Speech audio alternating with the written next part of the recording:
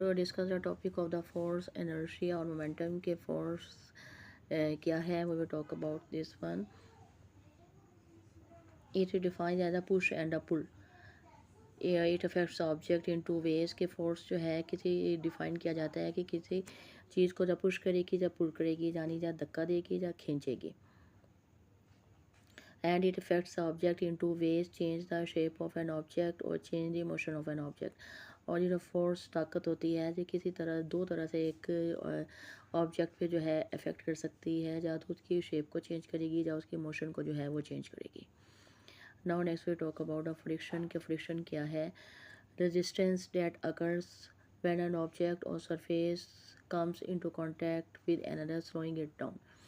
कि जब दो एक ऑब्जेक्ट एक दूसरे के पास एक दूसरे से कांटेक्ट करेंगे तो एक ऑब्जेक्ट की जो मोशन है वो दूसरे ऑब्जेक्ट की टकराने की वजह से जो स्लो डाउन हो जाती है उसको हम फ्रिक्शन कहते हैं. इसको कॉल्ड एज अ फ्रिक्शन.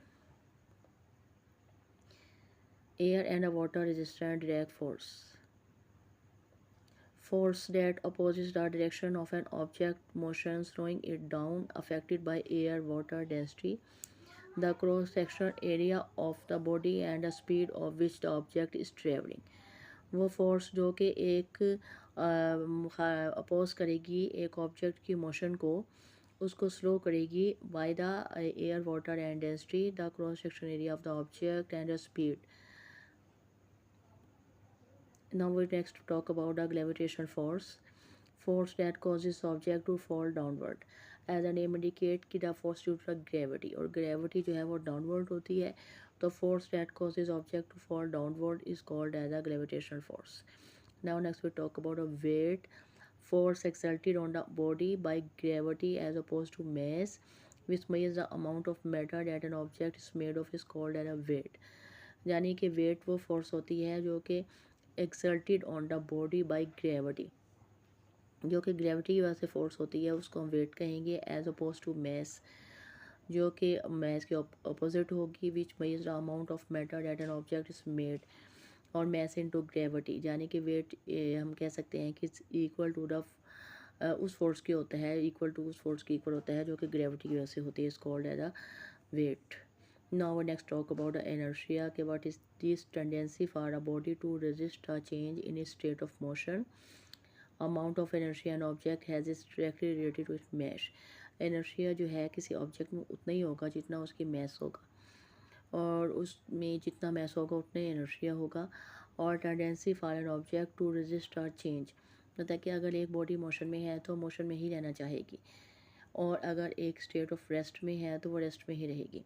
तो एनर्शिया वो कुव्वत होती है, टेंडेंसी होती है बॉडी की जो कि चेंज को अपोज करेगी. यानी उसकी बॉडी अगर मोशन में है तो उसको मोशन में रखेगी, उसमें चेंज नहीं आने देगी, और अगर रेस्ट में है तो रेस्ट में रखेगी, उसको मोशन में नहीं आने देगी. यानी कि उसकी जो स्टेट है उसको परसिस्टेंट रखेगी, उसको स्टिल रखेगी, उसमें चेंज आने से जो है ना उसको प्रिवेंट करेगी, चेंज आने से रोकेगी. It's called as inertia. Now we next talk about the momentum. A measure of the amount of motion of an object has and resistance to change. If the two objects traveling in different directions collide, they will move off in the direction of object with.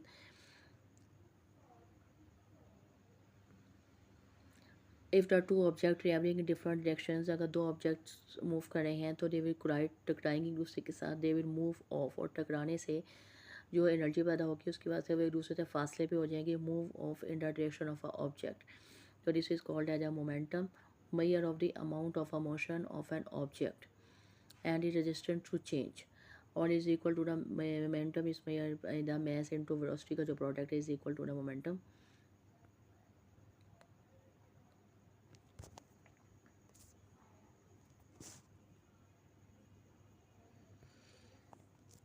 Then next we talk about the conversion of momentum.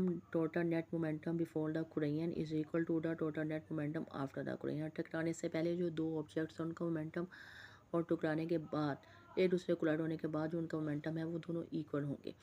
For example hockey stick and a ball. Before the stick collides with the ball the momentum of the ball is zero since it's not moving. यानी कि for example hockey stick and a ball.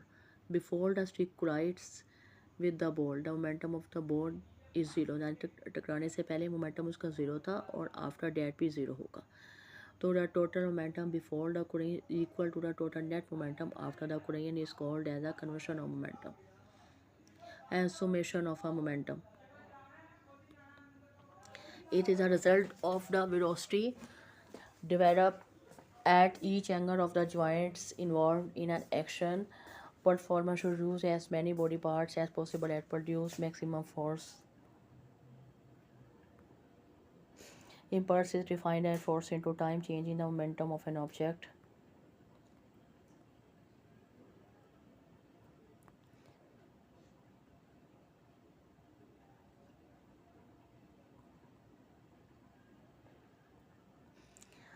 Now here we talk about the friction, the resistance that occurs when an object or surface comes into contact with each other, slowing it down.